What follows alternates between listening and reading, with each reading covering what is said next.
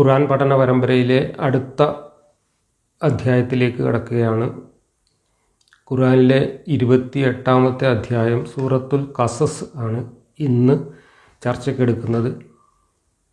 മുഹമ്മദ് മക്കയിൽ നിന്ന് മദീനയിലേക്ക് രക്ഷപ്പെടാൻ പദ്ധതികൾ ആസൂത്രണം ചെയ്ത് തുടങ്ങുന്ന ഒരു കാലഘട്ടത്തിലാണ് ഈ അധ്യായം ഉൾപ്പെടെ മറ്റു പല അധ്യായങ്ങളും അവതരിച്ചത് എന്ന് മനസ്സിലാക്കാം.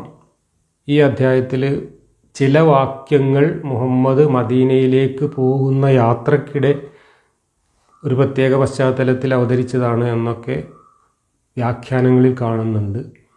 എങ്കിലും ഇത് മക്കയിൽ അവതരിച്ച അവസാനത്തെ അധ്യായമല്ല. ഇതിനു ശേഷവും നിരവധി അധ്യായങ്ങൾ അവതരിച്ചിട്ടുണ്ട്. ഞാൻ എൻ്റെ ക്ലാസ്സുകൾ തുടരുന്ന ക്രമമനുസരിച്ച് ഇനിയും മക്ക സൂറത്തുകൾ നിരവധി ചർച്ച ചെയ്യാനുണ്ട്. അത് കഴിഞ്ഞ് നമ്മൾ മദീനയിലേക്ക് അള്ളാഹുവും മുഹമ്മദും വെളിപാട് പുസ്തകമൊക്കെ എത്തുന്നുള്ളൂ. ഏതായാലും നമുക്ക് ഈ അധ്യായത്തിലൂടെ കടന്നു പോകാം. ഈ അധ്യായത്തിൽ എന്തെങ്കിലും പുതുതായിട്ട് ഉണ്ടോ എന്നും അതോ പഴയ പയ്യാരങ്ങൾ തന്നെയാണോ എന്നൊക്കെ നമുക്ക് പരിശോധിക്കാം. സൂറത്തുൽ ഖസസ് എന്നാണ് അധ്യായത്തിൻ്റെ പേര്. 88 വാക്യങ്ങളാണ് ഇതിനകത്തുള്ളത്. ഖസസ് എന്ന് പറഞ്ഞാൽ കിസ്സകൾ അഥവാ ചരിത്രങ്ങൾ, കഥകൾ എന്നൊക്കെയാണ് ആ വാക്കിൻ്റെ അർത്ഥം. എന്തായാലും ഞാൻ ഈ അധ്യായം വായിച്ച് ഇതിനകത്തുള്ള 88 വാക്യങ്ങളിലൂടെ കടന്നു പോകാം. എല്ലാ വാക്യങ്ങളെയും ഞാൻ വിശകലനം ചെയ്യുന്നില്ല. പതിവ് പോലെ ഇതിനകത്തും കുറേ മൂസക്കഥകൾ വരുന്ന വാക്യങ്ങളുണ്ട്. അതിനെ വിട്ടുകളഞ്ഞിട്ട് ബാക്കി വാക്യങ്ങൾ നമുക്ക് വായിച്ചു പോകാം. പോ, സീൻ, മീം ഇങ്ങനെ 3 അക്ഷരങ്ങൾ കൊണ്ടാണ് ഈ അധ്യായം തുടങ്ങുന്നത്. തിൽക ആയാത്തുൽ കിതാബിൽ മുബീൻ, ഇത് സ്പഷ്ടമായ വേദഗ്രന്ഥത്തിലെ വാക്യങ്ങളാണ്. ഇതിനു മുമ്പ് നമ്മൾ ഖുർആനിലെ പല അധ്യായങ്ങളുടെയും തുടക്കത്തിൽ ഇങ്ങനെ അള്ളാഹു ചില അറബി അക്ഷരങ്ങളെ പൊക്കിപ്പിടിച്ച് സത്യം ചെയ്തുകൊണ്ട് ഇത് സ്പഷ്ടമായ വേദഗ്രന്ഥം തന്നെയാണ്, ഇത് അള്ളാഹുവിൽ നിന്നുള്ള വേദഗ്രന്ഥം തന്നെയാണ് എന്നിങ്ങനെ സാക്ഷ്യം പറയുന്നുണ്ട്. അതിനെക്കുറിച്ചൊക്കെ നമ്മൾ മുമ്പ് വളരെ അധികം പ്രാവശ്യം ആവർത്തിച്ച് പറഞ്ഞതുകൊണ്ട് കൂടുതലൊന്നും പറയുന്നില്ല. അടുത്തത്, സത്യത്തിൽ വിശ്വസിക്കുന്ന ജനങ്ങൾക്ക് വേണ്ടി മൂസാ നബിയുടെയും ഫിർഔൻ്റെയും വൃത്താന്തത്തിൽ നിന്ന് ചില ഭാഗങ്ങൾ യഥാർത്ഥ നിലക്ക് താങ്കൾക്ക് ഞാൻ ഓതിത്തരുന്നു. ഇത് എത്ര അധ്യായത്തിൽ ഓതിത്തന്നതാണ്. ഇതിൻ്റെ തൊട്ട് മുമ്പ് നമ്മൾ ചർച്ച ചെയ്ത അധ്യായങ്ങളിലൊക്കെ ഈ മൂസക്കഥ ഓതിത്തന്നതാണ്. എന്നിട്ട് പിന്നെയും അതേ കഥ ഓതിത്തരുകയാണ് അള്ളാഹു. എന്താണ് ഈ മൂസക്കഥ എങ്ങനെ ഓതിത്തരുന്നത് എന്നത് ഈ അധ്യായത്തിലൂടെ കടന്നു പോകുമ്പോൾ ഞാൻ വിശദീകരിക്കാം. എന്തായാലും ഞാൻ ഈ മൂസക്കഥ വായിക്കുന്നില്ല. മൂസക്കഥ ഞാൻ വിട്ടുപോവാണ്. 45 വാക്യങ്ങൾ വിട്ടുകളഞ്ഞിട്ട് ഞാൻ 46-ാമത്തെ വാക്യം മുതൽ വായിക്കുകയാണ്. കാരണം അതുവരെ പറഞ്ഞതെല്ലാം മൂസക്കഥയാണ്. മൂസക്കഥ നമ്മൾ മുമ്പ് പറഞ്ഞതല്ലാത്തതൊന്നും ഇതിനകത്തില്ല. ഇനിയും നമുക്ക് വരാനുണ്ട്. അതുകൊണ്ട് എല്ലാം കൂടെ ചേർത്തിട്ട് നമുക്ക് ഒരുമിച്ച് പറയാം. ഇനി മൂസക്കഥ പറഞ്ഞ് അവസാനിപ്പിച്ചതിന് ശേഷം പറയുന്ന വാക്യമാണ് 46-ാമത്തെ വാക്യം.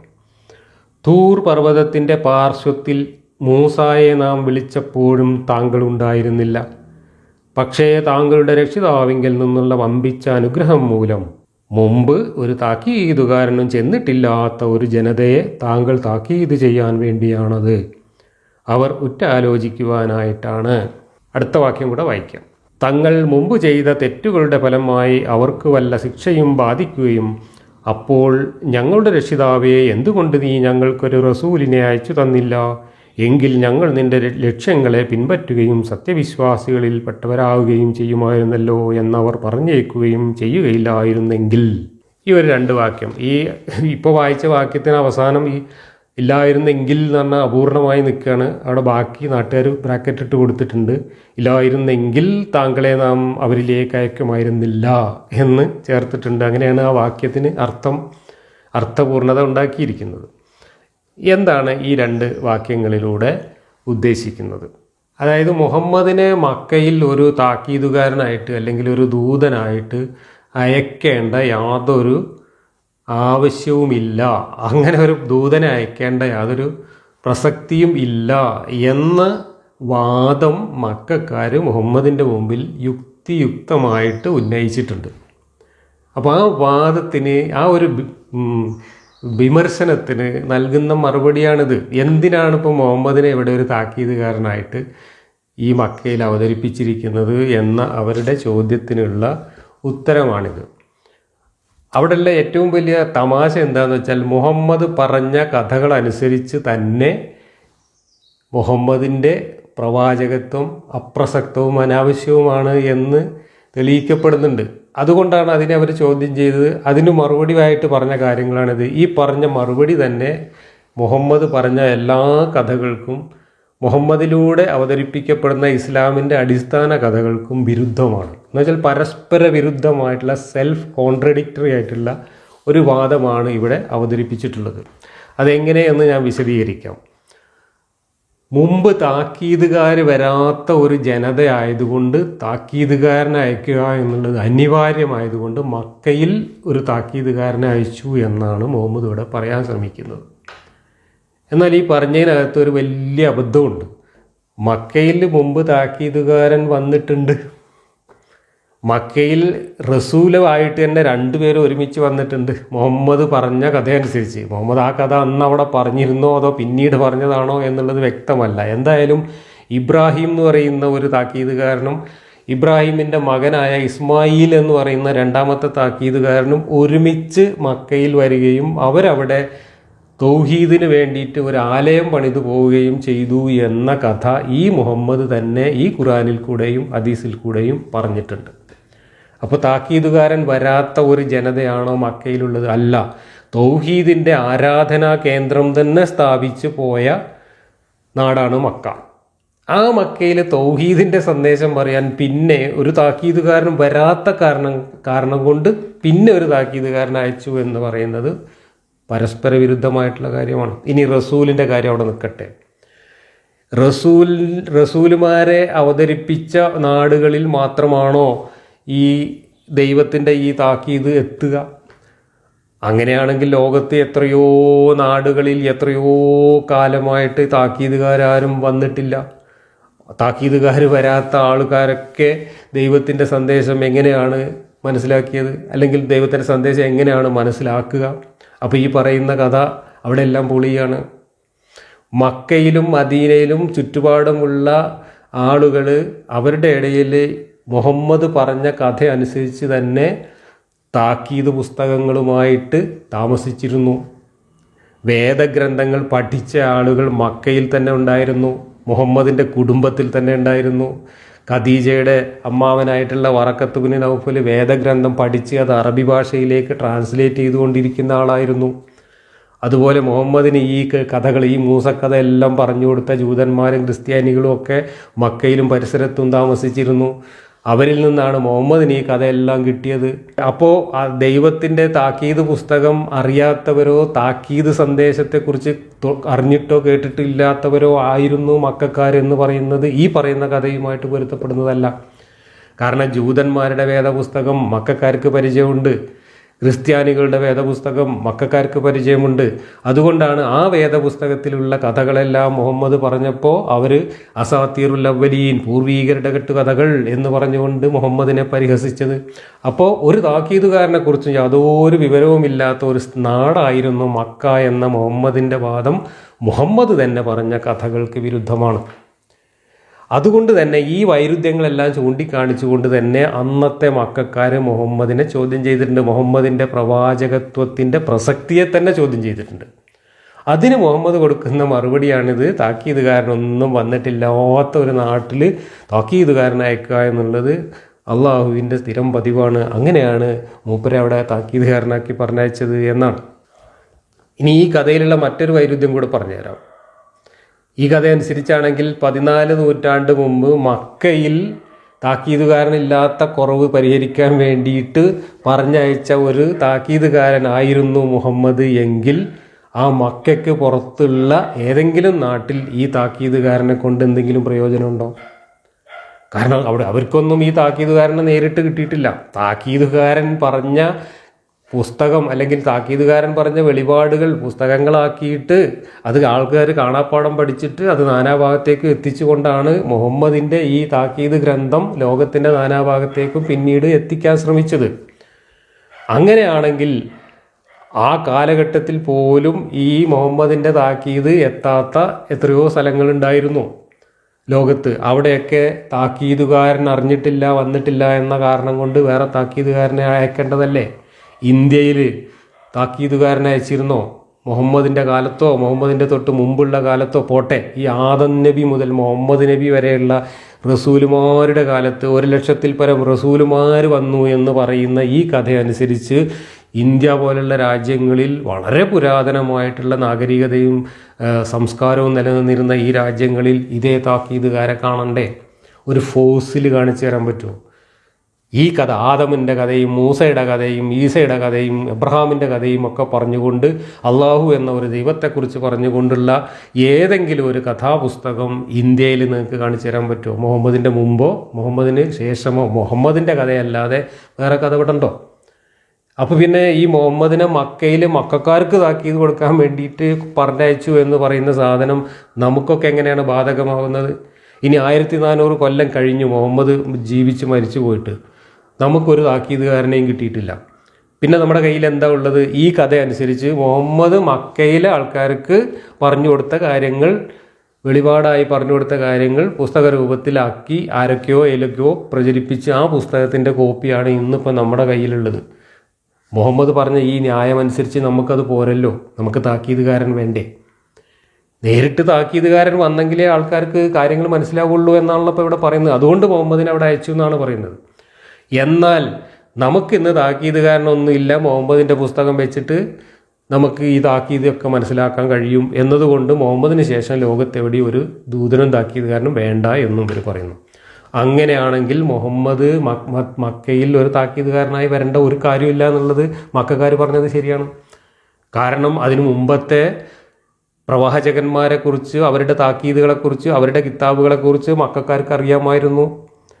മാത്രമല്ല ഇബ്രാഹീമും ഇസ്മായിലും മക്കയിൽ വന്ന് അവിടെ തൗഹീദിൻ്റെ ആലയം പണിത് പോയിട്ടുണ്ടെങ്കിൽ മക്ക എന്ന് പറയുന്ന പ്രദേശം ഒരു താക്കീതുകാരൻ്റെ അനക്കം പോലും അറിഞ്ഞിട്ടില്ലാത്ത ഒരു സ്ഥലമാണ് എന്ന മുഹമ്മദിൻ്റെ അവകാശവാദവും ആ കാരണം കൊണ്ടാണ് താനിവിടെ പ്രവാചകനായി നിയോഗിക്കപ്പെട്ടത് എന്ന അവകാശവാദവും ഇവിടെ പൊളിയുകയാണ് ചെയ്യുന്നത്. ഒരു ലോജിക്കുമില്ലാത്ത ഒരു അവകാശവാദമായിട്ട് മാറുകയാണ്. അതുകൊണ്ടാണ് മുഹമ്മദ് അവിടെ പറഞ്ഞതെല്ലാം മക്കക്കാരുടെ മുമ്പിൽ പരിഹാസ്യമായി തീർന്നത്. അങ്ങനെ ഒരു താക്കീതുകാരനിൽ നിന്ന് നേരിട്ട് താക്കീത് കിട്ടിയെങ്കിൽ മാത്രമേ മനുഷ്യർക്ക് ദൈവത്തിൻ്റെ കാര്യങ്ങളും ദൈവത്തിനെ ആരാധിക്കേണ്ട കാര്യങ്ങളൊക്കെ മനസ്സിലാവുള്ളൂ. എങ്കിൽ മുഹമ്മദിൻ്റെ കാലശേഷം 14 നൂറ്റാണ്ടുകൾ കഴിഞ്ഞ് ലോകത്ത് അന്നത്തേൻ്റെയൊക്കെ എത്രയോ നൂറുകണക്കിന് മടങ്ങ് മനുഷ്യർ ജനസംഖ്യ വർദ്ധിച്ച് ലോകത്ത് പല നഗരങ്ങളിലും പല ഗ്രാമങ്ങളിലുമായിട്ട് കോടാനുകോടി മനുഷ്യർ ജീവിക്കുന്ന ഈ കാലത്ത് ഓരോ നാട്ടിലും താക്കീതുകാരൻ വരണ്ടേ?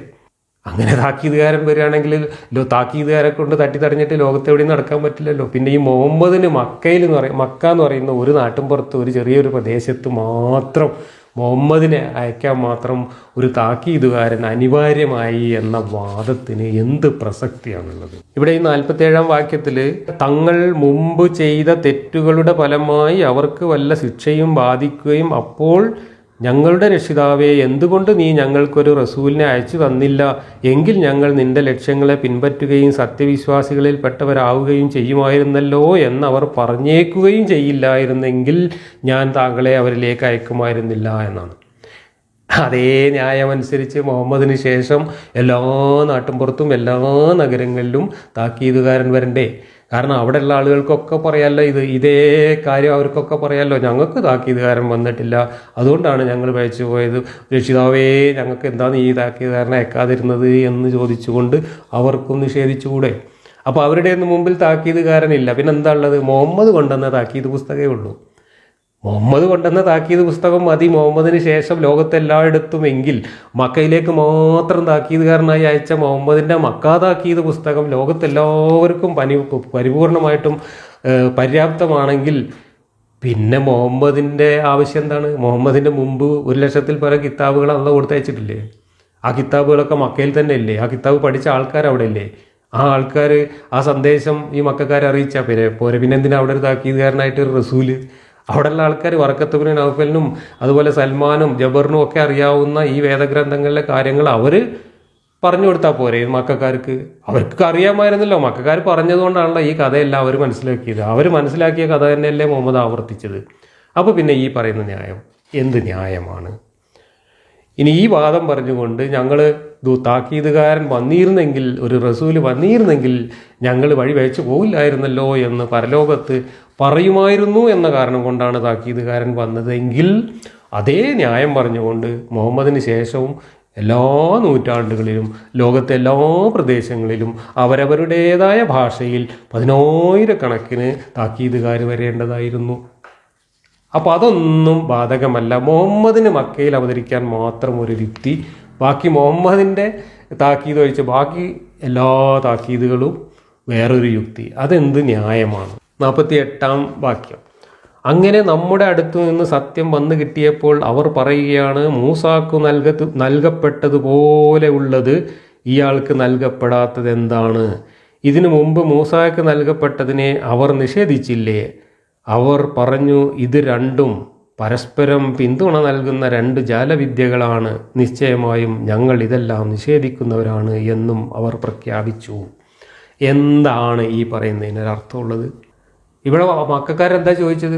മൂസ തൗറാത്ത് കൊണ്ടുവന്നതുപോലെയാണ് മുഹമ്മദ് ഖുർആൻ കൊണ്ടുവന്നതെങ്കിൽ മൂസായ്ക്ക് തൗറാത്ത് അള്ളാഹു കൊടുത്തതുമാതിരി ഒരു പലകമ്മലോ അല്ലെങ്കിൽ ഒരു പുസ്തകത്തിലോ എഴുതിയിട്ട് ഒരു ഗ്രന്ഥമായിട്ട് ഇങ്ങോട്ട് കൊണ്ടുവരിക എന്നാണ് മക്കക്കാർ ആവശ്യപ്പെട്ടത്.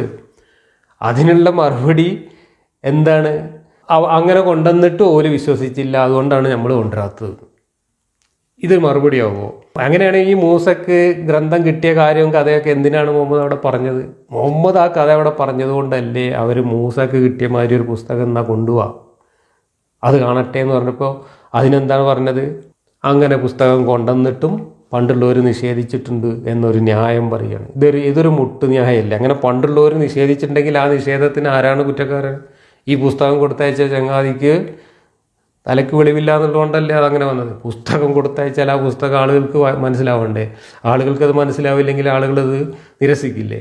അങ്ങനെ നിരസിച്ചതിൽ ആ മനുഷ്യന്മാരെ കുറ്റം പറഞ്ഞിട്ട് നിങ്ങളും അതുപോലെയാണ് എന്ന് പറഞ്ഞാൽ ഇദ്ദേഹം കൊണ്ടുവന്ന ഈ സാധനത്തിനും ഇദ്ദേഹം പറയുന്ന കാര്യങ്ങൾക്കും എന്ത് റെലവൻസാണ് വരുന്നത്?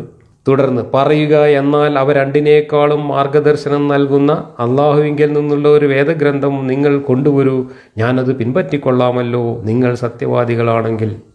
ഇവിടെ രണ്ട് ഗ്രന്ഥങ്ങൾ എന്ന് പറഞ്ഞത് തൗറാത്തും ഖുർആനും എന്നാണ് പറയുന്നത്. ഒരുപക്ഷെ തൗറാത്തും ഇഞ്ചിയിലുമായിരിക്കും മനസ്സിൽ മുഹമ്മദ് ഉദ്ദേശിച്ചിട്ടുള്ളത്. ഈ രണ്ട് പുസ്തകവും ഉണ്ട് അവിടെ അറേബ്യയിൽ, മക്കയിലും പരിസരത്തും. എന്നിട്ട് അതുപോലെ ഒരു പുസ്തകം എന്താ നീ കൊണ്ടുവരാത്തത് എന്ന് മക്കാർ ചോദിച്ചതിൻ്റെ മറുപടിയാണ് ഈ പറഞ്ഞിരിക്കുന്നത്. അവ രണ്ടിനേക്കാളും മുന്തിയ പുസ്തകം നിങ്ങൾ കൊണ്ടുവരീൻ എന്ന് പറഞ്ഞിട്ട് വെല്ലുവിളിക്കുകയാണ്. ഇതൊക്കെ എന്ത് മറുപടിയാണ്? അതിനേക്കാളും മുന്തിയ പുസ്തകം ആവശ്യമില്ലല്ലോ, ആ പുസ്തകം തന്നെ മതിയല്ലോ. തൗറാത്തും ഇഞ്ചിയിലും അവിടെ ഉണ്ടല്ലോ, അള്ളാഹ് കൊടുത്തയച്ച പുസ്തകം. അതിൽ തൗഹീദല്ല പഠിപ്പിച്ചിട്ടുള്ളത്. പിന്നെ ആ തൗഹീദ് പഠിപ്പിക്കാൻ വേറൊരു പുസ്തകം കൊണ്ട് വേറൊരാൾ വരേണ്ട ആവശ്യം എന്താ? അപ്പോൾ അതിന് പറയുന്ന ന്യായം തൗറാത്തും ഇഞ്ചിയിലൊക്കെ കേടുവരുത്തിയിരുന്നു, നാട്ടുകാർ കേടുവരുത്തിയിരുന്നു. അള്ളാഹിൻ്റെ പുസ്തകം എങ്ങനെ നാട്ടുകാർ കേടുവരുത്തുക? അപ്പോൾ നാട്ടുകാർ കേടുവരുത്താവുന്ന വിധത്തിൽ ദുർബലമാണ് അള്ളാഹുവിൻ്റെ പുസ്തകമെങ്കിൽ അള്ളാഹുവിനെ പിന്നെ എന്തിനാ ഉള്ളത്? ഈ 1,20,000 പ്രവാചകന്മാരെ പുസ്തകം കൊണ്ട് കൊടുത്തയച്ചിട്ട് അത് മുഴുവൻ നാട്ടുകാർ കൈകടത്തി നാശമാക്കി എന്നും പറഞ്ഞാൽ പിന്നെ അള്ളാഹു എന്തിനാണ് ഈ പണിക്ക് മെനക്കെടുന്നത്? പിന്നെ മുഹമ്മദ് കൊണ്ടുവന്ന ഈ പുസ്തകം മാത്രം ആരും കൈകടത്താതെ അള്ളാഹു സംരക്ഷിക്കും എന്ന് പറയുന്നതിന് എന്താ അർത്ഥമുള്ളത്? അതിലും കൈകടത്തി അതും കേടുവരുത്തി എന്നുള്ള കാര്യം ഉറപ്പല്ലേ? അത് പൂർണ്ണമായിട്ട് കിട്ടിയിട്ട് പോലും ഇല്ല. ആട് തിന്നിട്ടും അങ്ങനെയായിട്ടും ഇങ്ങനെയായിട്ടും നഷ്ടപ്പെട്ടു പോയതിൻ്റെ ബാക്കി ഒരു 1/5 ഉള്ളൂ എന്ന് ഇതിൻ്റെ ചരിത്രകാരന്മാർ തന്നെ പറയുന്നു. അപ്പോൾ പിന്നെ അള്ളാഹു എന്ത് സംരക്ഷണമാണ് നടത്തിയത്? ഒരാട് വന്നിട്ട് തിന്നുമ്പോൾ ആടിനെ ആട്ടാൻ പോലും കഴിയാത്ത വിധത്തിൽ ഖുർആൻ നഷ്ടപ്പെടുത്തി കളഞ്ഞ അള്ളാഹു ഈ ഖുർആനെ സംരക്ഷിച്ചു എന്നെങ്ങനെ വിശ്വസിക്കുക? അപ്പോൾ ഈ പറയുന്ന കഥകളൊന്നും തന്നെ ഒരു കോമൺ ലോജിക്ക് വെച്ച് ചിന്തിച്ചാൽ യാതൊരു അർത്ഥവുമില്ലാത്ത കഥകളാണ് എന്ന് ഇവിടെ തന്നെ വ്യക്തമാണ്. ദൂതൻ്റെ കയ്യിൽ, തൻ്റെ താക്കീതുകാരൻ്റെ കയ്യിൽ ഒരു പുസ്തകം കൊടുത്തയച്ചിട്ട് ആൾക്കാർ ആ പുസ്തകത്തെ നിരസിക്കുമ്പോൾ എന്നാൽ പിന്നെ നിങ്ങൾ ഇതുപോലൊരു പുസ്തകം കൊണ്ടുവരീന്നൊക്കെ പറഞ്ഞിട്ട് പടച്ചോൻ അവരെ വെല്ലുവിളിക്കുക എന്നൊക്കെ പറഞ്ഞാൽ എന്തിനാണ് പിന്നെ ആ പടച്ചോനെ കൊള്ളുക? എന്നിട്ട് അവരതിൽ താങ്കൾക്ക് ഉത്തരം നൽകുന്നില്ലെങ്കിൽ നിശ്ചയമായും അവർ തങ്ങളുടെ ദേഹേച്ഛകളെ മാത്രം പിൻപറ്റുകയാണ് ചെയ്യുന്നതെന്ന് അറിഞ്ഞുകൊള്ളുക. അള്ളാഹുവിങ്കിൽ നിന്ന് യാതൊരു മാർഗദർശനവും കൂടാതെ തൻ്റെ ദേഹേച്ഛയെ പിൻപറ്റുന്നവനേക്കാൾ പിഴച്ചവൻ ആരാണ്? നിശ്ചയമായും അക്രമികളായ ജനതയെ അള്ളാഹു നേർമാർഗത്തിൽ ചേർക്കുകയില്ല.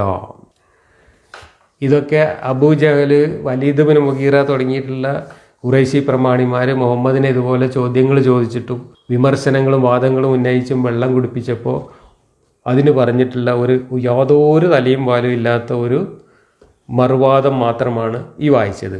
ഇങ്ങനെ വെല്ലുവിളിച്ചിട്ട് ഞങ്ങൾ ഇതുപോലെ ഒന്ന് കൊണ്ടുവരുന്നുണ്ട്, വെല്ലുവിളിച്ചിട്ട് അതിന് ഉത്തരം തരുന്നില്ല എങ്കിൽ ഇവർ ദേഹേച്ഛയെ പിൻപറ്റുന്നവർ മാത്രമാണ്.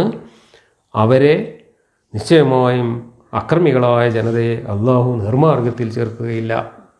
അപ്പോൾ അള്ളാഹു നിർമാർഗത്തിൽ ചേർക്കാതെ അക്രമികളാക്കി മാറ്റിയത് കൊണ്ട് ഇവരവരുടെ ദേഹേച്ഛയെ പിൻപറ്റിയത് കൊണ്ടാണ് അവർക്ക് ഈ പറയുന്നതിനൊന്നും ഉത്തരം പറയാൻ പറ്റാത്തത് എന്നൊക്കെ പറഞ്ഞ് മുട്ടുന്യായം പറഞ്ഞ് രക്ഷപ്പെടാനുള്ള ഒരു ശ്രമം. അതിനപ്പുറം യാതൊരു അർത്ഥവും ഇല്ല. ഈ മാതിരി മണ്ടത്തരങ്ങളും ഈ മാതിരി അർത്ഥശൂന്യമായിട്ടുള്ള ആർഗ്യുമെൻറ്റുകളും അവതരിപ്പിക്കുന്ന ഒരു പുസ്തകത്തെക്കുറിച്ച് നമുക്ക് ദൈവത്തിൻ്റെ പുസ്തകം എന്നൊക്കെ പറഞ്ഞാൽ ആ ദൈവത്തിൻ്റെ നിലവാരം എന്താണ്?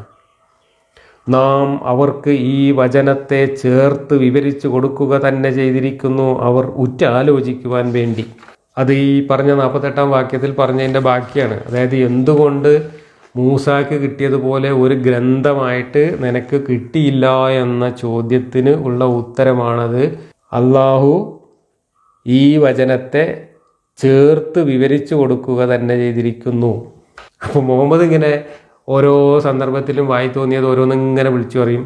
എന്നിട്ട് അള്ളാഹു അതൊക്കെ ചേർത്ത് ഇങ്ങനെ വിവരിച്ചു കൊടുക്കുന്നുണ്ടല്ലോ, പിന്നെന്തിനാ പുസ്തകം എന്നാണ് ചോദിക്കുന്നത്. ആ വിവരിച്ചു കൊടുത്തതിൻ്റെ കോലമാണ് ഇപ്പോൾ നമ്മൾ ഈ കണ്ടത്. ഇത് ഏത് ക്രമത്തിൽ അവതരിച്ചു എന്നറിയില്ല. ഇതിൽ പറയുന്ന ഓരോ വിഷയങ്ങളും എന്തിനെക്കുറിച്ചാണെന്നറിയില്ല.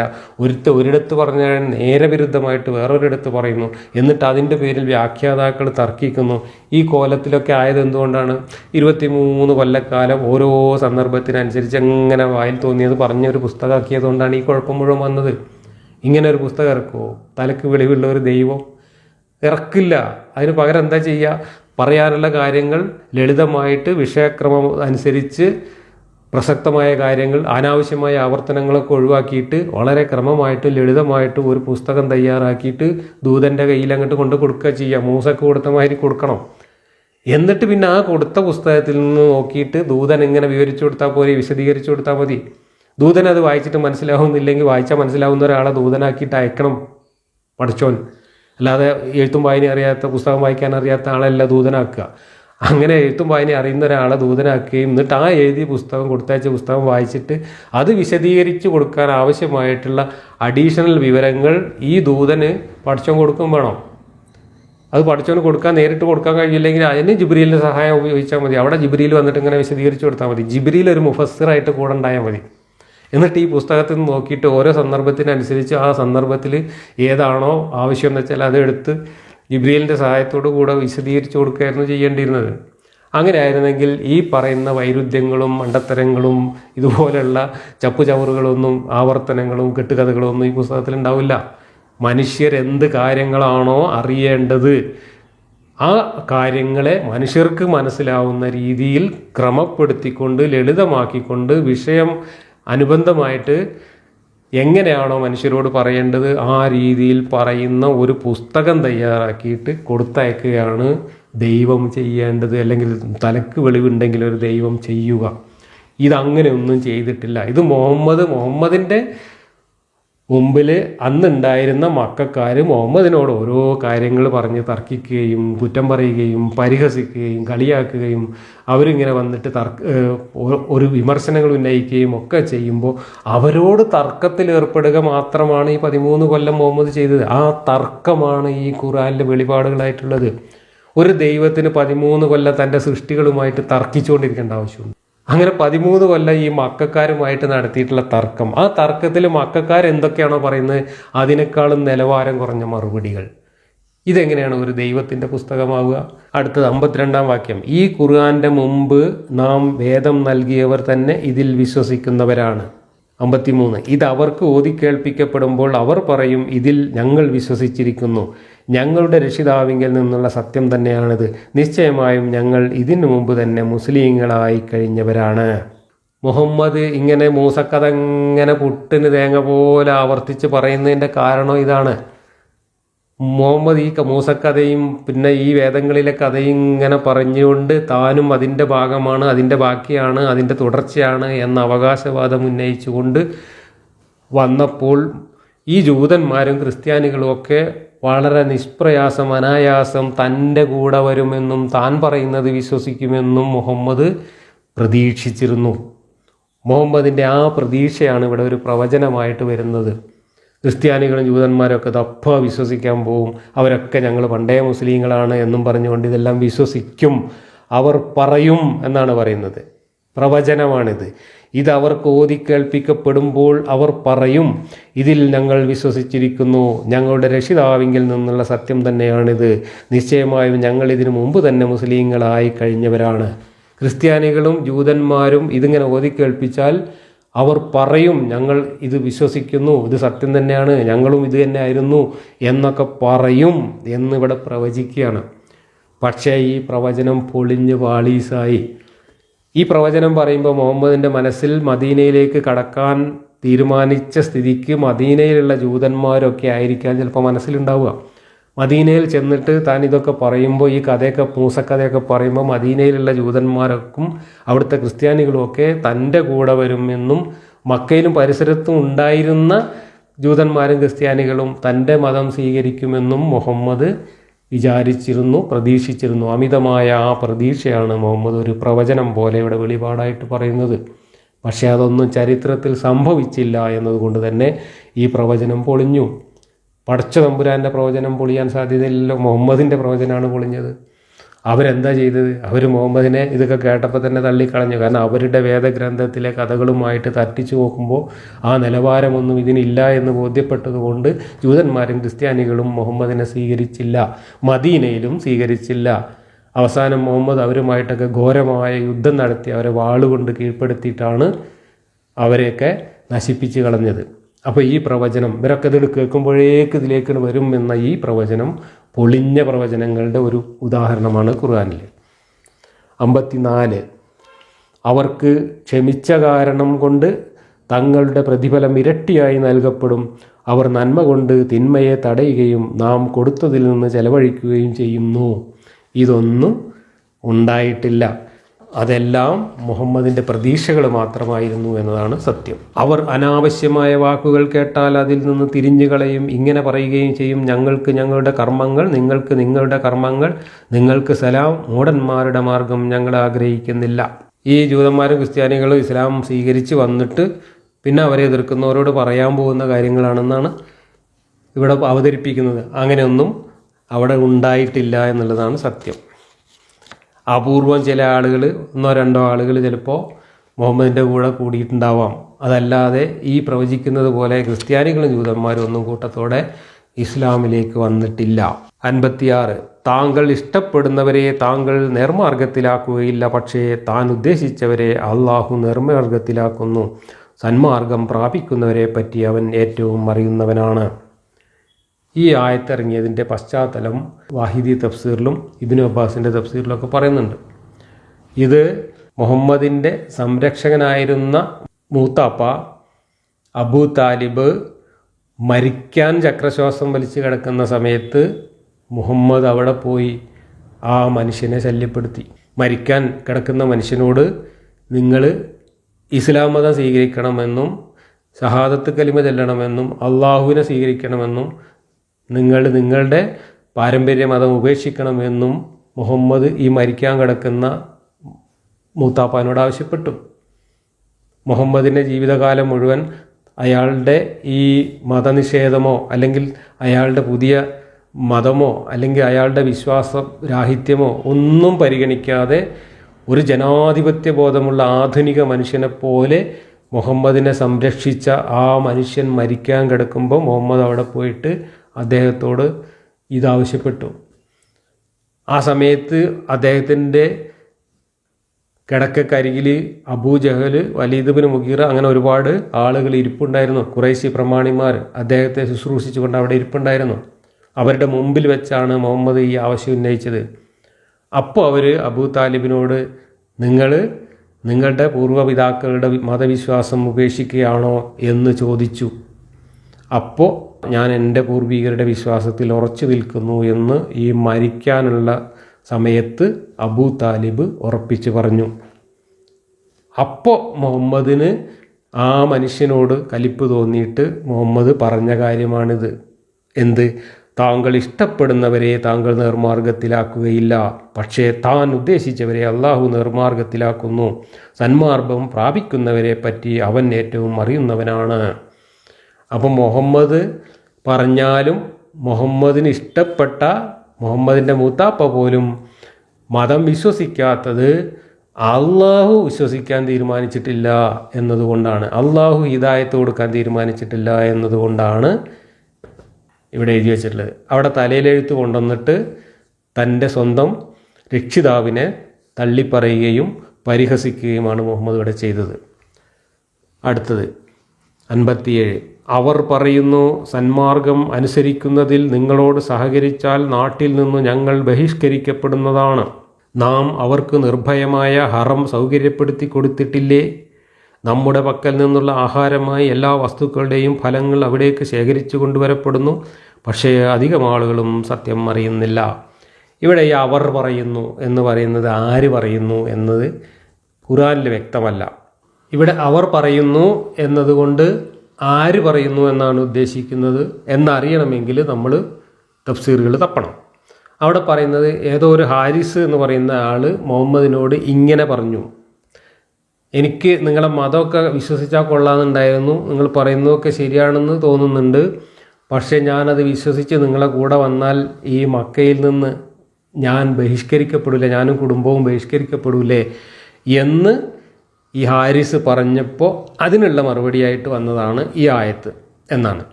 അവർ പറയുന്നു, സന്മാർഗം അനുകരിക്കുന്നതിൽ നിങ്ങളോട് സഹകരിച്ചാൽ നാട്ടിൽ നിന്നും ഞങ്ങൾ ബഹിഷ്കരിക്കപ്പെടുന്നതാണ്. നാം അവർക്ക് നിർഭയമായ ഹറം സൗകര്യപ്പെടുത്തി കൊടുത്തിട്ടില്ലേ? നമ്മുടെ പക്കൽ നിന്നുള്ള ആഹാരമായി എല്ലാ വസ്തുക്കളുടെയും ഫലങ്ങൾ അവിടേക്ക് ശേഖരിച്ചു കൊണ്ടുവരപ്പെടുന്നു, പക്ഷേ അധികം ആളുകളും സത്യം അറിയുന്നില്ല. ഇവിടെ മക്കയിൽ അങ്ങനെ ഈ പറഞ്ഞതിലൊരു പ്രശ്നമുണ്ട്. മക്കയിൽ അങ്ങനെ ആരും പുറത്താക്കുകയോ ബഹിഷ്കരിക്കപ്പെടുകയോ അതിൻ്റെ പേരിൽ ആക്രമിക്കപ്പെടുകയോ ഒന്നും ചെയ്യുകയില്ല എന്നുള്ളത് അവിടുത്തെ ഒരു നാട്ടുമര്യാദയായിരുന്നു, ഗോത്രമര്യാദയായിരുന്നു. ആ ഗോത്രമര്യാദയെ എട്ടുകാലി മമ്മൂഞ്ഞിനെ പോലെ അള്ളാഹു ഏറ്റെടുക്കുകയാണ് ഇവിടെ ചെയ്യുന്നത്. മക്കയിൽ ആരും ആരെയും അങ്ങനെ ആക്രമിക്കൊന്നുമില്ലല്ലോ. അവിടെ നിർഭയമായ ഹറം എന്ന് പറഞ്ഞാൽ അക്രമവും യുദ്ധവും നിഷേധിക്കപ്പെട്ട സമാധാനത്തിൻ്റെ ഇടം എന്ന അർത്ഥത്തിലാണ് ഇവിടെ പറയുന്നത്. അങ്ങനത്തെ ഒരു ഇടമായിട്ട് മക്കയെ ഞാനാക്കി തന്നിട്ടില്ലേ എന്നാണ്. അതവിടെ മക്കയിൽ അങ്ങനെ ആക്കി കൊടുത്തത് അള്ളാഹു ഒന്നല്ല. മക്കയിൽ അങ്ങനെ ആവാൻ കാരണം അവിടെ ബഹുദൈവാരാധന ഉള്ളത് കൊണ്ടാണ്. പല ഗോത്രങ്ങളുടെയും ഗോത്രദൈവങ്ങളെ ഒരുമിച്ച് ആരാധിക്കപ്പെടുന്ന ഒരാലയമായതുകൊണ്ടാണ് മക്കയിൽ എല്ലാ ഗോത്രക്കാരും ഈ നിർഭയത്വം ആസ്വദിച്ചുകൊണ്ട് അവിടെ ആരെയും ആക്രമിക്കാതെ നാട്ടുമര്യാദ ഗോത്രമര്യാദ പാലിച്ചുകൊണ്ട് ജീവിച്ചിരുന്നത്. അതിൽ ഈ പറയുന്ന അള്ളാഹു എന്ന ദൈവത്തിന് യാതൊരു പങ്കുമില്ല. അവിടെ ഉണ്ടായിരുന്ന മറ്റു ദൈവങ്ങളിലുള്ള ആളുകളുടെ വിശ്വാസമാണ് അങ്ങനെ ഒരു സമാധാന ഇടമായിട്ട് മക്ക നിലനിൽക്കാൻ കാരണം. അതിനെ ഹൈജാക്ക് ചെയ്തിട്ട് ഇവിടെ എട്ടുകാലി മമ്മൂഞ്ഞനെ പോലെ അത് ഏറ്റെടുക്കുകയാണ് അള്ളാഹു ചെയ്യുന്നത്. എന്നിട്ട് മക്കയിൽ നിന്ന് പുറത്താക്കപ്പെടുകയില്ല എന്ന് പറഞ്ഞ് അവരെ സമാധാനിപ്പിക്കുകയാണ്. ആരെ? ഈ മുഹമ്മദിൻ്റെ കൂടെ വരാൻ അതൊരു തടസ്സവാദം പറഞ്ഞപ്പോൾ അതിന് മറുപടിയായിട്ട് മുഹമ്മദ് പറയുന്നതാണിത്. അവിടെ എല്ലാ ഫലങ്ങളും വസ്തുക്കളും ശേഖരിച്ച് കൊണ്ടുവരപ്പെടുന്നു. കാരണം എന്താണ്? അവിടെ വലിയൊരു മാർക്കറ്റായിരുന്നു, വലിയൊരു ചന്തയായിരുന്നു. അവിടെ എല്ലാ ഹജ്ജിനോടനുബന്ധിച്ചും വാർഷിക ഉത്സവങ്ങൾ നടക്കുമ്പോൾ പലതരത്തിലുള്ള സാധനങ്ങൾ കൊണ്ടുവന്ന് വിപണനം ചെയ്തിരുന്നു. അതുപോലെയുള്ള ഒരു കച്ചവടക്കാരുടെ കേന്ദ്രമായിരുന്നു മക്ക. അതിൻ്റെ അടിസ്ഥാനത്തിലാണ് അവിടെ ഈ കഅബ എന്നുള്ള ആരാധനാലയം, അവിടെ കുറേ ദൈവങ്ങളും ഒക്കെ ഉണ്ടായിരുന്നത് കൊണ്ടാണ് അന്നത്തെ ഗോത്ര മനുഷ്യർ അവിടെ അക്രമങ്ങളും യുദ്ധവും ചോരചിന്തലും ഒക്കെ നിഷേധിച്ചുകൊണ്ട് ഒരു പുണ്യസ്ഥലമായി അതിനെ കണക്കാക്കിയിരുന്നത്. ആ പുണ്യമൊക്കെ ഇല്ലാതാക്കിക്കൊണ്ട് ആ മക്കയിലും വാളെടുത്ത് വീശി ചോര ചിന്തുകയാണ് പിന്നീട് മുഹമ്മദ് ചെയ്തത്. ആ ഗോത്രമര്യാദകളെ മുഴുവൻ ലംഘിച്ചുകൊണ്ട് ചതി പ്രയോഗിക്കുകയാണ് മുഹമ്മദ് പിന്നീട് ചെയ്തത് എന്ന് ഇസ്ലാമിൻ്റെ ചരിത്രത്തിൽ കാണാം. 58. തങ്ങൾക്ക് ലഭിച്ച ജീവിതത്തിൽ അഹങ്കരിച്ച എത്ര പട്ടണവാസികളെയാണ് നാം നശിപ്പിച്ചത്. എന്നിട്ടതാ അവരുടെ വാസസ്ഥലങ്ങൾ അവർക്ക് ശേഷം അപൂർവമായിട്ടല്ലാതെ അവിടെ ജനവാസമുണ്ടായിട്ടില്ല. നാം തന്നെയാണ് അവയ്ക്ക് അവകാശികളായത്. ഇവിടെ മക്കയിലുള്ള ഖുറൈശി പ്രമാണിമാരെ ഭീഷണിപ്പെടുത്തുകയാണ് പഴങ്കഥ പറഞ്ഞുകൊണ്ട്. ഞാൻ ഇങ്ങനെയുള്ള പ്രമാണിമാരെയൊക്കെ പണ്ടും ശിക്ഷിച്ചിട്ടുണ്ട് എന്ന് പറഞ്ഞിട്ട് ശിക്ഷാഭീഷണി മുഴക്കിക്കൊണ്ട് അവരെ പേടിപ്പിക്കാൻ ശ്രമിക്കുകയാണ്. 59. താങ്കളുടെ രക്ഷിതാവ് നാടുകളുടെ കേന്ദ്രത്തിൽ അവർക്ക് നമ്മുടെ ലക്ഷ്യങ്ങൾ ഓതിക്കേൾപ്പിക്കുന്ന ഒരു റസൂലിനെ നിയോഗിക്കുന്നതുവരെ ആ നാടുകളെ നശിപ്പിക്കുന്നവനായിട്ടില്ല. നാട്ടുകാർ അക്രമികളായി തീരുമ്പോഴല്ലാതെ അവരെ നാം സംഹരിക്കുന്നവരായിട്ടില്ല. അപ്പോൾ ഈ ഏതെങ്കിലും നാട്ടിൽ എന്തെങ്കിലും പ്രകൃതിക്ഷോഭമൊക്കെ ഉണ്ടായാൽ അവിടെയൊക്കെ ദൂതന്മാർ വന്നിട്ട് ദൂതന്മാരെ നിഷേധിച്ചപ്പോൾ ശിക്ഷയായിട്ടാണ് അതെല്ലാം നടന്നിട്ടുള്ളത് എന്നാണ് ഇവിടെ പറയുന്നത്. ഇതൊന്നും ചരിത്രവുമായിട്ട് പുല ബന്ധം പോലും ഇല്ലാത്ത, യാഥാർത്ഥ്യങ്ങളുമായിട്ട് യാതൊരു ബന്ധവുമില്ലാത്ത കെട്ടുകഥയും അവകാശവാദങ്ങളും മാത്രമാണ്. പ്രകൃതിക്ഷോഭങ്ങളൊന്നും തന്നെ ഏതെങ്കിലും ദൂതനെ നിഷേധിച്ചവർക്കുള്ള ശിക്ഷയാണ് എന്ന് പറയാൻ ചരിത്രപരമായോ ഭൂമിശാസ്ത്രപരമായിട്ടുള്ളോ യുക്തിപരമായിട്ടുള്ളോ യാതൊരു തെളിവുമില്ല. 60. സുഖസൗകര്യങ്ങളായി നിങ്ങൾക്ക് വല്ലതും നൽകപ്പെട്ടിട്ടുണ്ടെങ്കിൽ അത് ഐഹിക ജീവിതത്തിൻ്റെ സുഖഭോഗങ്ങളും അതിൻ്റെ അലങ്കാരങ്ങളുമാകുന്നു. അള്ളാഹുവിങ്കിലുള്ളത് ഉത്തമവും അനശ്വരവുമാണ്. നിങ്ങൾ ചിന്തിക്കുന്നില്ലേ? ഒരു ഭാഗത്ത് ഇഹലോകത്തുള്ള സുഖസൗകര്യങ്ങളെല്ലാം അള്ളാഹു കൊടുക്കുന്നതാണ് എന്ന് പറയുന്ന അതേ അള്ളാഹു ഇവിടെ പറയുന്നത് നിങ്ങൾക്കൊക്കെ ഇപ്പോൾ ഉള്ള സുഖ സൗകര്യമൊക്കെ വെറും ഇഹലോക സൗകര്യമല്ലേ ഉള്ളൂ, പരലോകത്ത് നിങ്ങൾക്ക് കിട്ടാൻ പോകുന്നത് ഇതൊന്നും അല്ല എന്ന് പറഞ്ഞിട്ട് ഭീഷണിപ്പെടുത്തുകയാണ്. ഇത് മക്കയിലുള്ള സമ്പന്നരും അവിടുത്തെ സാമൂഹ്യ അംഗീകാരമുള്ളവരും ആയിരുന്ന പ്രമാണിമാരെ മുഖത്ത് നോക്കിയിട്ട് മുഹമ്മദിൻ്റെ അസൂയ വെളിപാടായിട്ട് പുറത്തു വന്നതാണ്. അതിനപ്പുറമൊന്നും ഇതിനകത്തില്ല. 61. അപ്പോൾ ഏതൊരുത്തന് നാം ഒരു നല്ല വാഗ്ദാനം ചെയ്യുകയും എന്നിട്ട് അതവന് ലഭിക്കുകയും ചെയ്യുന്നുവോ അവൻ ഐഹിക ജീവിതത്തിൻ്റെ സുഖഭോഗങ്ങൾ നാം അനുഭവിപ്പിക്കുകയും അനന്തരം പുനരുത്ഥാന ദിവസം ഹാജരാക്കപ്പെടുന്നവരിൽ ഉൾപ്പെടുകയും ചെയ്യുന്നവനെ പോലെയാണോ? അള്ളാഹു അവരെ വിളിക്കുകയും എന്നിട്ട് നിങ്ങൾ ജൽപ്പിച്ചുകൊണ്ടിരിക്കുന്ന എൻ്റെ പങ്കാളികൾ എവിടെയെന്ന് ചോദിക്കുകയും ചെയ്യുന്ന ദിവസം. ഈ മക്കയിലെ പ്രമാണിമാരെയൊക്കെ അള്ളാഹു പരലോകത്ത് വിളിച്ചിട്ട് ഭീഷണിപ്പെടുത്തുകയും ചോദ്യം ചെയ്യും എന്നൊക്കെ പറഞ്ഞിട്ട് പേടിപ്പിക്കുകയാണ്. അന്ന് ആരുടെ മേൽ വാക്ക് സ്ഥിരപ്പെട്ടിരിക്കുന്നുവോ അവർ പറയും, ഞങ്ങളുടെ രക്ഷിതാവയെ ഞങ്ങൾ വഴിപിഴപ്പിച്ചവർ ഇക്കൂട്ടരാണ്. ഞങ്ങൾ വഴിപിഴച്ച പോലെ അവരെ ഞങ്ങൾ വഴിപിഴപ്പിച്ചു. ഞങ്ങളിതാ നിങ്കലേക്ക് അവരെ സംബന്ധിച്ച ഉത്തരവാദിത്വം ഒഴിഞ്ഞു തന്നിരിക്കുന്നു. അവർ ഞങ്ങളെ ആരാധിക്കുന്നവരായിരുന്നില്ല. ഇത് മക്കയിലെ പ്രമാണിമാർ പറയുന്നതാണ്. ആരോട്? പരലോകത്ത് വെച്ചിട്ട് അള്ളാഹു അവരെ വിചാരണ ചെയ്യുമ്പോൾ അവരോട് പറയുന്ന വാക്യങ്ങളായിട്ടൊക്കെ മുഹമ്മദ് സങ്കല്പിച്ച് പറയുകയാണ്. ഇതൊക്കെ ഒരു നിലവാരവുമില്ലാത്ത ഭീഷണിപ്പെടുത്തലുകൾ മാത്രമാണ്. നിങ്ങളുടെ പങ്കാളികളെ വിളിക്കുക എന്ന് അവരോട് പറയപ്പെടും. അപ്പോഴവർ അവരെ വിളിച്ചു നോക്കുന്നതാണ്. അന്നേരം അവർ ഉത്തരം നൽകുന്നതല്ല, അവർ ശിക്ഷ കാണുകയും ചെയ്യും. തങ്ങൾ സന്മാർഗം പ്രാപിച്ചിരുന്നുവെങ്കിൽ എത്ര നന്നായിരുന്നു എന്നവരപ്പോൾ കൊതിക്കുന്നതാണ്. അള്ളാഹു അവരെ വിളിക്കുകയും എന്നിട്ട് മുർസലുകൾക്ക് നിങ്ങൾ എന്താണ് മറുപടി കൊടുത്തത് എന്ന് ചോദിക്കുകയും ചെയ്യുന്ന ദിവസം. അന്ന് വാർത്തകൾ അവർക്ക് അന്ധമായി പോകും. തന്നിമിത്തം അവർ പരസ്പരം ഒന്നും ചോദിച്ചറിയുകയില്ല. ഈ മുഹമ്മദ് പറയുന്ന കാര്യങ്ങളൊക്കെ അംഗീകരിക്കാൻ തയ്യാറാവാത്തവർക്ക് ഈഹലോകത്ത് ഈ സുഖവും സൗകര്യം പ്രമാണിത്വമൊക്കെ ഉണ്ടെങ്കിലും പരലോകത്ത് ചെല്ലുമ്പോൾ അവരെ അള്ളാഹു അവിടെ ഇട്ടിട്ട് ശരിപ്പെടുത്തും എന്നാണ് പറഞ്ഞ് രക്ഷപ്പെടാൻ നോക്കുന്നത്. എന്നാൽ വല്ലവനും പശ്ചാത്തപിച്ച് മടങ്ങുകയും സത്യവിശ്വാസം കൈക്കൊള്ളുകയും സൽക്കർമ്മം അനുഷ്ഠിക്കുകയും ചെയ്താൽ അവൻ വിജയികളിൽ പെട്ടവനായേക്കുന്നതാണ്. താങ്കളുടെ രക്ഷിതാവ് താൻ ഉദ്ദേശിക്കുന്നത് സൃഷ്ടിക്കുകയും ഉദ്ദേശിക്കുന്നത് തിരഞ്ഞെടുക്കുകയും ചെയ്യുന്നു. അവർക്ക് തിരഞ്ഞെടുക്കുവാൻ അവകാശമില്ല. അവർ പങ്കുചേർക്കുന്നതിൽ നിന്ന് അള്ളാഹു പരിശുദ്ധനും ഉന്നതനുമാണ്.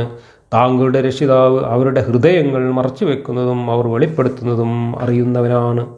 വലീദ് ബിൻ മുഗീറയും അതുപോലെയുള്ള അബൂജഹൽ ഇങ്ങനെയുള്ള പ്രമാണിമാർ മുഹമ്മദിനോട് പരിഹാസ രൂപേണ പറഞ്ഞതിനുള്ള മറുപടിയാണ്. എന്താ അവർ പറഞ്ഞത്? ഇങ്ങനെ അള്ളാഹു എന്ന് പറയുന്ന ഒരു ദൈവം ഇങ്ങനെ ഒരു ദൂതനൊക്കെ അയക്കണം എന്നുണ്ടെങ്കിൽ ഇവനെ പോലെയുള്ള വല്ല അലവലാദികളെയും പിടിച്ചിട്ടാണോ ദൂതനാക്കാൻ പോകുന്നത്? ഇവിടെ എത്ര പോലും മാന്യന്മാരായ മനുഷ്യന്മാർ, അറിവുള്ളവരും വിവരമുള്ളവരും സംസ്കാരമുള്ളവരും വേറെ എത്ര പേരുണ്ട് ഇവിടെ. എന്നിട്ട് ഇവനെ പോലുള്ളൊരു അലവലാദിയെയാണോ ദൂതനാക്കുന്നത് എന്ന് അവർ പരിഹസിച്ചു. അതിനുള്ള മറുപടിയാണ് ഇത്. താങ്കളുടെ രക്ഷിതാവ് താൻ ഉദ്ദേശിക്കുന്നത് സൃഷ്ടിക്കുകയും ഉദ്ദേശിക്കുന്നത് തിരഞ്ഞെടുക്കുകയും ചെയ്യുന്നുവെന്ന്. രക്ഷിതാവ് ഉദ്ദേശിച്ചത് മുഹമ്മദിനെ തിരഞ്ഞെടുക്കാനാണ് എന്ന് മുഹമ്മദിൻ്റെ വായിലൂടെ രക്ഷിതാവിന് വേണ്ടിയിട്ട് മറുപടി പറയുകയാണ്. അവൻ അള്ളാഹുവാണ്, അവരല്ലാതെ ഒരു ഇലാഹുമില്ല. ഇഹത്തിലും പരത്തിലും എല്ലാ സ്തുതിയും അവനാകുന്നു. അവന് തന്നെയാണ് ആജ്ഞാധികാരവും. അവങ്കിലേക്ക് തന്നെ നിങ്ങൾ മടക്കപ്പെടുകയും ചെയ്യും. ഇത് അള്ളാഹു പറയുന്നതായിട്ടല്ല, മുഹമ്മദ് പറയുന്നതായിട്ടാണ് കാണുന്നത്. 71. താങ്കൾ പറയുക, ഖിയാമത്ത് നാൾ വരെ എല്ലാ സമയവും അള്ളാഹു നിങ്ങളുടെ മേൽ രാത്രിയെ നിലനിർത്തിയിരുന്നുവെങ്കിൽ അവനല്ലാതെ ഏതൊരു ഇലാഹാണ് നിങ്ങൾക്ക് വെളിച്ചം കൊണ്ടുവന്നു തരുന്നതെന്ന് നിങ്ങളൊന്ന് പറഞ്ഞു തരൂ. എന്നിട്ടും നിങ്ങളത് കേട്ട് മനസ്സിലാക്കുന്നില്ലേ? രാത്രി ഇങ്ങനെ നിലനിന്നിരുന്നെങ്കിൽ ആരാങ്ങൾക്ക് വെളിച്ചം കൊണ്ടു തരിക എന്നുള്ളതാണ് ഇപ്പോൾ അവരോട് ചോദിക്കുന്നത്. എന്തൊരു ദൃഷ്ടാന്താണ് ഇപ്പോൾ അതൊക്കെ. അള്ളാഹു അല്ല വേറെ ദൈവങ്ങളാണെങ്കിലും ഇന്നിപ്പോൾ രാത്രിയും പകലൊന്നും ഉണ്ടാവില്ലേ? ലാത്തക്കും ഉസക്കും മനാത്തക്കൊന്നും എന്താ രാത്രി പകലും ഉണ്ടാക്കാൻ പറ്റില്ലേ? വെളിച്ചം കൊടുക്കാൻ പറ്റില്ലേ? പിന്നെ ഇപ്പോൾ അള്ളാഹു മാത്രമേ ഉള്ളൂ എന്നുള്ളതും അള്ളാഹു പറഞ്ഞയച്ച ആളാണ് മുഹമ്മദ് എന്നുള്ളതിനും എന്ത് തെളിവാണ് ഇപ്പോൾ ഈ രാത്രിയും പകലും? രാത്രി നേരം വെളുക്കാതെ രാത്രി മാത്രം നിൽക്കുകയാണെങ്കിലും പകൽ മാത്രം നിൽക്കുകയാണെങ്കിലും അതൊക്കെ അള്ളാഹു ഉണ്ട് എന്നുള്ളതിൻ്റെ തെളിവാണോ? അള്ളാഹു അല്ലാത്ത ദൈവങ്ങൾക്കൊക്കെ രാത്രിയും പകലൊക്കെ നിർത്തുകയോ അല്ലെങ്കിൽ മാറ്റുകയൊക്കെ ചെയ്തുകൂടെ? താങ്കൾ പറയുക, ഖിയാമത്ത് നാൾ വരെ എല്ലാ സമയവും അള്ളാഹു നിങ്ങളുടെ മേൽ പകൽ തന്നെ നിലനിർത്തിയിരുന്നെങ്കിൽ അവനല്ലാതെ ഏതൊരു ഇലാഹാണ് നിങ്ങൾക്ക് അടങ്ങിയിരിക്കുവാനുള്ള രാവ് കൊണ്ടുവന്ന് തരുന്നത് എന്ന് എനിക്കൊന്ന് പറഞ്ഞു തരൂ. എന്നിരിക്കെ നിങ്ങളിത് കണ്ടറിയുന്നില്ലേ? ഖിയാമത്ത് നാൾ വരെ രാത്രിയിൽ മാത്രം പകലില്ലാതെ നിൽക്കുകയാണെങ്കിലും ഖിയാമത്ത് നാൾ വരെ പകൽ രാത്രി ഇല്ലാതെ നിൽക്കുകയാണെങ്കിലും എന്താ കഥ? അപ്പോൾ അള്ളാഹു അല്ലാതെ വേറെ ആരാണ് ഇപ്പോൾ ഇതൊക്കെ ഉണ്ടാക്കി തരുന്നത്? എന്ത് കഥയാണ് ഇപ്പോൾ ഇതിലൊക്കെ ഉള്ളത്? അവൻ്റെ കാരുണ്യം കൊണ്ട് നിങ്ങൾക്ക് അവൻ രാവും പകലും സൃഷ്ടിച്ചു തന്നു. നിങ്ങൾക്കതിൽ അടങ്ങിയിരിക്കുവാനും അവൻ്റെ അനുഗ്രഹത്തിൽ നിന്ന് അന്വേഷിച്ചുണ്ടാക്കുവാനും നിങ്ങൾ നന്ദി കാണിക്കുവാനും ഇതൊക്കെയാണ്. ഇപ്പോൾ രാത്രിയും പകലും ഉണ്ടാക്കി തന്നത് നിങ്ങൾക്ക് അന്വേഷിക്കാനും വിശ്രമിക്കാനും പിന്നെ നിങ്ങൾ നന്ദി കാണിക്കാനും വേണ്ടി ഉണ്ടാക്കി തന്നതാണ്. ഇതൊന്നും ഇപ്പോൾ അള്ളാഹു ഉണ്ട് എന്നുള്ളതിനോ അള്ളാഹു മാത്രമേ ഉള്ളൂ എന്നുള്ളതിനോ മുഹമ്മദ് അള്ളാഹുവിൻ്റെ ദൂതനാണ് എന്നതിനോ യാതൊരു ദൃഷ്ടാന്തവും നൽകുന്നില്ല. ഇതൊക്കെ ഇപ്പോൾ വേറെ ദൈവങ്ങൾക്കും ചെയ്യാം, ഒന്നിലധികം ദൈവങ്ങളും ഉണ്ടെങ്കിലും ചെയ്യാം, ഒരു ദൈവവും ഇല്ലെങ്കിലും രാത്രിയും പകലൊക്കെ ഉണ്ടാവും. അള്ളാഹു അവരെ വിളിക്കുകയും എന്നിട്ട് നിങ്ങൾ ജൽപ്പിച്ചു കൊണ്ടിരുന്നതായ എൻ്റെ പങ്കുകാർ എവിടെയെന്ന് ചോദിക്കുകയും ചെയ്യുന്ന ദിവസം എല്ലാ സമുദായങ്ങളിൽ നിന്നും ഓരോ സാക്ഷിയെ നാം പുറത്തു കൊണ്ടുവരും. എന്നിട്ട് നിങ്ങളുടെ തെളിവ് കൊണ്ടുവരിക എന്ന് നാം പറയും. അന്നേരം നിശ്ചയമായും അവകാശം അള്ളാഹുവിനാണെന്ന് അവരറിയും. അവർ കെട്ടിച്ചമച്ചു കൊണ്ടിരിക്കുന്നതെല്ലാം അവരെ വിട്ട് മറഞ്ഞു പോകുന്നതാണ്. ഈ മക്കാർ മുഹമ്മദിനോട് തെളിവാണ് ചോദിച്ചത്. ഒരു തെളിവും കൊടുക്കാതെ അള്ളാഹു നിങ്ങളോട് തെളിവ് ചോദിക്കുമെന്ന് പറഞ്ഞ് ഭീഷണിപ്പെടുത്തിയാൽ അത് തെളിവാകും. ഇനി വേറൊരു കഥ പറച്ചിലാണ്. ഖാറൂൻ മൂസാ നബിയുടെ ജനതയിൽപ്പെട്ടവൻ തന്നെയായിരുന്നു. എന്നിട്ട് അവരോട് അവൻ ധിക്കാരം പ്രവർത്തിച്ചു. അവന് നാം ധാരാളം ധനനിക്ഷേപങ്ങൾ നൽകി. അതിൻ്റെ താക്കോലുകൾ തന്നെ ശക്തരായ ഒരു സംഘം ആളുകൾക്ക് ഭാരം നൽകുന്നതായിരുന്നു. തൻ്റെ ജനത അവനോട് പറഞ്ഞ സന്ദർഭം, നീ പുളകം കൊള്ളേണ്ട, നിശ്ചയമായും പുളകം കൊള്ളുന്നവരെ അള്ളാഹു ഇഷ്ടപ്പെടുകയില്ല. ഇത് മൂസാ നബീൻ്റെ കാലത്ത് ഏതോ ഒരു ചങ്ങാതി കുറേ പൈസയും സമ്പത്തും ഒക്കെ ഉണ്ടായിരുന്ന ഒരാളാണ് പോലും ഈ ഖാറൂൻ എന്ന് പറയുന്ന ആൾ. ഇത് ബൈബിളിലെ ഏതോ ഒരു കഥാപാത്രത്തെ കുറിച്ച് മുഹമ്മദ് കേട്ടറിഞ്ഞത് പേരൊക്കെ മാറ്റി ഇവിടെ കൊടുത്തതാണ് എന്ന് പറയപ്പെടുന്നു. അള്ളാഹു നിനക്ക് നൽകിയ കഴിവിൽ നീ പരലോക ഗുണം തേടിക്കൊള്ളുക. ഇഹലോകത്ത് നിന്നുള്ള നിന്റെ ഓഹരി വിസ്മരിക്കുകയും വേണ്ട. അള്ളാഹു നിനക്ക് നന്മ ചെയ്തതുപോലെ നീയും നന്മ ചെയ്യുക. നാട്ടിൽ കുഴപ്പമുണ്ടാക്കാൻ തുനിയരുത്. നിശ്ചയമായും കുഴപ്പമുണ്ടാക്കുന്നവരെ അള്ളാഹു ഇഷ്ടപ്പെടുകയില്ല. ഇതൊക്കെ ഈ ഖാറൂനോട് പറഞ്ഞതാണോ പോലും അള്ളാഹു. അവൻ പറഞ്ഞു, എൻ്റെ പക്കലുള്ള അറിവിൻ്റെ ഫലമായിട്ട് തന്നെയാണ് എനിക്കിതെല്ലാം നൽകപ്പെട്ടിരിക്കുന്നത്. നിശ്ചയമായും അവൻ്റെ മുമ്പ് അവനേക്കാൾ കടുത്ത ശക്തിയും കൂടുതൽ സംഘബലവുമുള്ളവരായിരുന്ന തലമുറകളെ അള്ളാഹു നശിപ്പിച്ചു കളഞ്ഞത് അവൻ അറിഞ്ഞിട്ടില്ലേ? കുറ്റവാളികളോട് തങ്ങളുടെ കുറ്റത്തെക്കുറിച്ച് ചോദിക്കപ്പെടുകയില്ല. അങ്ങനെ അവൻ തൻ്റെ ആഡംബരത്തിലായി സ്വജനതയിലേക്ക് പുറപ്പെട്ടു. ഐഹിക ജീവിതം ഉദ്ദേശിക്കുന്നവർ പറഞ്ഞു, ഖാറൂന് നൽകപ്പെട്ടതുപോലെയുള്ള നമുക്കും ലഭിച്ചിരുന്നെങ്കിൽ എത്ര നന്നായിരുന്നേനെ. നിശ്ചയമായും അവൻ വലിയ ഭാഗ്യവാൻ തന്നെയാണ്. അപ്പോൾ ഈ ഖാറൂന് വലിയ സമ്പത്തുള്ള ആളായിരുന്നു, പക്ഷേ വലിയ അഹങ്കാരമുള്ള ആളായിരുന്നു. അയാളുടെ സമ്പത്തൊക്കെ പ്രദർശിപ്പിച്ചുകൊണ്ട് ഘോഷയാത്രയും മറ്റും നടത്തുമായിരുന്നു. അങ്ങനെ അതൊക്കെ കണ്ടിട്ട് ആളുകൾ ഇങ്ങനെ അസൂയ കൊണ്ട് നമുക്കിതുപോലെ സ്വത്തൊക്കെ ഉണ്ടായിരുന്നെങ്കിൽ എന്ന് പറഞ്ഞിരുന്നു എന്നൊക്കെയാണ് പറഞ്ഞിട്ടാണ് കഥ പറയുന്നത്. എന്നിട്ട് അറിവ് നൽകപ്പെട്ടവർ പറഞ്ഞു, നിങ്ങൾക്ക് നാശം. സത്യത്തിൽ വിശ്വസിക്കുകയും സൽക്കർമ്മം അനുഷ്ഠിക്കുകയും ചെയ്തവർക്ക് അള്ളാഹുവിങ്കിൽ നിന്നുള്ള പ്രതിഫലമാണ് ഉത്തമം. ക്ഷമാശീലന്മാർക്കല്ലാതെ അത് നൽകപ്പെടുന്നതല്ല. അങ്ങനെ അവനെയും അവൻ്റെ ഭവനവും നാം ഭൂമിയിൽ ആഴ്ത്തിക്കളഞ്ഞു. അപ്പോൾ അള്ളാഹുവിനെ കൂടാതെ തന്നെ സഹായിക്കുന്ന ഒരു കക്ഷിയും അവനുണ്ടായില്ല. അവൻ സ്വയം രക്ഷ നേടുന്നവരിൽ പെട്ടവനായതുമില്ല. അങ്ങനെ അഹങ്കരിച്ച അവനെ അങ്ങോട്ട് പാതാളത്തിലേക്ക് മുക്കിക്കളഞ്ഞു എന്നൊക്കെ പറഞ്ഞിട്ട് കഥ പറയാണ്. അതുപോലെ നിങ്ങളെ അബൂജഹലിനെയും വലീദിനെയും അബൂ സുഫിയാനെയും ഒക്കെ ചെയ്യുമെന്നാണ് ഇവിടെ പറയുന്നത്. ഈ അബൂ സുഫിയാൻ്റെ കാര്യം മുഫസ്സിറുകളൊന്നും പറയുന്നില്ല. കാരണം അബൂ സുഫിയാൻ പിന്നെ ഇസ്ലാം ആയതുകൊണ്ട് മൂപ്പരെ അങ്ങോട്ട് ഒഴിവാക്കിയിട്ട് ബാക്കിയുള്ളവരെ മാത്രമാണ് പറയുന്നത്. ഇന്നലെ അവൻ്റെ സ്ഥാനം ആഗ്രഹിച്ചിരുന്നവർ ഇന്ന് രാവിലെ പറയുകയായി, അഹോ, അള്ളാഹു അവൻ്റെ അടിമകളിൽ നിന്ന് താൻ ഉദ്ദേശിക്കുന്നവർക്ക് ഭക്ഷണം വിശാലമാക്കി കൊടുക്കുകയും അത് കുടുസാക്കുകയും ചെയ്യുന്നതാണെന്ന് തോന്നുന്നു. അള്ളാഹു നമ്മോട് ഔദാര്യം കാണിച്ചിരുന്നില്ലെങ്കിൽ നമ്മെയും ഭൂമിയിൽ ആഴ്ത്തിക്കളഞ്ഞേനെ. കഷ്ടം, സത്യനിഷേധികൾ ജയിക്കുകയില്ലെന്ന് തന്നെ തോന്നുന്നു. ആ പരലോക ഭവനം ഭൂമിയിൽ മേന്മയോ കുഴപ്പമോ ഉദ്ദേശിക്കാത്തവർക്ക് നാം സൗകര്യപ്പെടുത്തി കൊടുക്കുന്നതാണ്. അവസാന വിജയം ദോഷബാധയെ സൂക്ഷിക്കുന്നവർക്കാവുന്നു. ആരെങ്കിലും നന്മ പ്രവർത്തിച്ചാൽ അവന് അതിനേക്കാൾ ഉത്തമമായ പ്രതിഫലമുണ്ട്. ആരെങ്കിലും തിന്മ ചെയ്യുകയാണെങ്കിൽ തിന്മകൾ പ്രവർത്തിച്ചവർക്ക് അവർ പ്രവർത്തിച്ചതിൻ്റെ പ്രതിഫലമല്ലാതെ നൽകപ്പെടുന്നതല്ല. നിശ്ചയമായും താങ്കളുടെ മേൽ ഖുർആൻ നിർബന്ധമാക്കിയവൻ താങ്കളെ മടങ്ങും സ്ഥാനത്തേക്ക് തിരിച്ചു കൊണ്ടുവരുന്നവനാണ്. താങ്കൾ പറയുക, സന്മാർഗം കൊണ്ടുവന്നിട്ടുള്ളത് ആരാണെന്നും വ്യക്തമായ ദുർമാർഗത്തിലുള്ളവർ ആരാണെന്നും എൻ്റെ രക്ഷിതാവ് നന്നായി അറിയുന്നവനാകുന്നു. ഇവിടെയാണ് ചില മുഫസ്സിറുകൾ ഇത് മക്കയിൽ നിന്ന് മദീനയിലേക്ക് യാത്ര പോകുന്ന സമയത്ത് മുഹമ്മദിന് തിരിച്ച് വീണ്ടും മക്കയിലേക്ക് തന്നെ മടങ്ങിപ്പോന്നാലോ എന്ന് തോന്നിയപ്പോൾ മുഹമ്മദിനെ ആശ്വസിപ്പിക്കാൻ വേണ്ടി പറഞ്ഞതാണ് എന്ന് വ്യാഖ്യാനമുള്ളത്. അതുകൊണ്ട് ഈ ആയത്തിനെ മദീന ആയത്ത് എന്ന് ചിലർ പറയുന്നുണ്ട് എന്നൊക്കെയാണ് പറയുന്നത്. എന്നാൽ വേറെ ചില വ്യാഖ്യാതാക്കൾ പറയുന്നത് ഇവിടെ മടങ്ങിത്തരുന്ന സ്ഥാനം എന്നുകൊണ്ട് ഉദ്ദേശിച്ചത് മക്കയൊന്നല്ല, അത് പരലോകമാണ് എന്നൊക്കെ പറഞ്ഞിട്ടുള്ള വേറെ വ്യാഖ്യാനങ്ങളും ഉണ്ട്. താങ്കൾക്ക് വേദഗ്രന്ഥം നൽകപ്പെടുമെന്ന് താങ്കൾ ആഗ്രഹിക്കുന്നുണ്ടായിരുന്നില്ല, പക്ഷേ താങ്കളുടെ രക്ഷിതാവിങ്കിൽ നിന്നുള്ള കാരുണ്യമായിട്ട് മാത്രമാണ്. അതുകൊണ്ട് താങ്കൾ ഒരിക്കലും സത്യനിഷേധികൾക്ക് സഹായിയാവരുത്. ഇതൊരു ബടായി പറച്ചിലാണ്. അതായത് മുഹമ്മദിന് ഇങ്ങനെ ദൂതനാവണമെന്നൊന്നും ആഗ്രഹമൊന്നും ഉണ്ടായിരുന്നില്ല, പക്ഷേ അത് അള്ളാഹു ഇങ്ങോട്ട് വെച്ച് കെട്ടിയേൽപ്പിച്ചതാണ് എന്നാണ് പറയുന്നത്. എന്നാൽ അങ്ങനെയൊന്നുമല്ല. മുഹമ്മദ് ദൂതനാവണം എന്ന് ആഗ്രഹിച്ചിരുന്നതിൻ്റെ തെളിവുകൾ ഇസ്ലാമിൻ്റെ ചരിത്രത്തിൽ തന്നെ ഉണ്ട്. മുഹമ്മദ് തനിക്ക് വെളിപാട് കിട്ടണമെന്ന് ആഗ്രഹിച്ചുകൊണ്ട് തന്നെ ദിവസങ്ങളോളം മാസങ്ങളോളം ഒരു പാറമടയിൽ പോയി ധ്യാനിച്ചിരുന്നിരുന്നു എന്ന് ചരിത്രത്തിൽ കാണാം. അപ്പോൾ പിന്നെ മുഹമ്മദിന് അങ്ങനെ ഒരു ആഗ്രഹമൊന്നും ഇല്ലെങ്കിൽ പിന്നെ മുഹമ്മദ് എന്തിനാണ് ഈ മടയിൽ പോയി കുത്തിരുന്നത്? അപ്പോൾ അതൊരു നുണ പറച്ചിൽ മാത്രമാണ്. അള്ളാഹുവിൻ്റെ ആയത്തുകൾ അവതരിച്ചു കിട്ടിയ ശേഷം അവയിൽ നിന്ന് താങ്കളെ അവർ തടഞ്ഞു നിർത്തരുത്. താങ്കളുടെ രക്ഷിതാവിങ്കിലേക്ക് താങ്കൾ ജനങ്ങളെ ക്ഷണിക്കുക. നിശ്ചയമായും ബഹുദൈവ വിശ്വാസികളിൽ താങ്കൾ പെട്ടുപോകരുത്. ഇവിടെ മുഹമ്മദിൻ്റെ മനസ്സ് പിന്നെയും ഈ സിർക്കിലേക്ക് ചാഞ്ഞിരുന്നു എന്നതിൻ്റെ സൂചനയാണ് ഇതിലുള്ളത്. മുഹമ്മദിന് ഇടക്കിടക്ക് സിർക്ക് ചെയ്താലോ എന്നിങ്ങനെ തോന്നിപ്പോയിരുന്നു. കാരണം ഇവരിങ്ങനെ പരിഹസിക്കുകയും ഇവരിങ്ങനെ ചോദ്യം ചോദിച്ച് വെള്ളം കുടിപ്പിക്കുകയൊക്കെ ചെയ്യുമ്പോൾ മുഹമ്മദിന് പിന്നെയും ലാത്തിയും മനാത്തിയും തന്നെ ആണോ ശരി, ഞാൻ ഈ പറയുന്നതൊക്കെ തന്നെ ആണോ ശരി എന്നുള്ള ആശയക്കുഴപ്പമുണ്ടായി വീണ്ടും ഈ സിർക്കിലേക്ക് ചാഞ്ഞിരുന്നു എന്നും, അങ്ങനെ ചായുമ്പോഴൊക്കെ അള്ളാഹു നീ അങ്ങോട്ട് ചായണ്ട, നീ ഇങ്ങോട്ട് തന്നെ ചാഞ്ഞു എന്ന് പറഞ്ഞിട്ട് ആയത്തിറക്കിയിട്ട് മുഹമ്മദിനെ പിന്തിരിപ്പിച്ചിരുന്നു എന്നൊക്കെയാണ് ഇവിടെ കാണുന്നത്. ഇതെല്ലാം മുഹമ്മദിൻ്റെ മനസ്സിനകത്ത് നടന്നിരുന്ന വ്യാപാരങ്ങൾ മാത്രമാണ്. അള്ളാഹുവിനോട് കൂടെ മറ്റൊരു ഇലാഹിന് താങ്കൾ ഇബാദത്ത് ചെയ്യരുത്. അവനല്ലാതെ ഒരു ഇലാഹുമില്ല. അവനല്ലാത്ത എല്ലാ വസ്തുക്കളും നാശമടയുന്നതാണ്. അവനാണ് നിയമാധികാരം. അവങ്കിലേക്ക് തന്നെ നിങ്ങൾ മടക്കപ്പെടുന്നതാണ്. ഇത് മുഹമ്മദിനോട് തന്നെ ഇങ്ങനെ ഇടക്കിടക്ക് അള്ളാഹു പറയാണ്, അള്ളാഹു അല്ലാതെ വേറെ ആരെയും ആരാധിക്കല്ലേ, ജങ്ങട് ചാഞ്ഞു പോവല്ലേ, ആരാധിക്കാൻ പോവല്ലേ എന്ന്. അപ്പോൾ മുഹമ്മദിൻ്റെ മനസ്സിൻ്റെ ചാഞ്ചാട്ടമാണ് ഇവിടെ പ്രതിഫലിക്കുന്നത്. ഇതാണ് 88 വാക്യങ്ങളുള്ള ഈ അധ്യായത്തിൽ.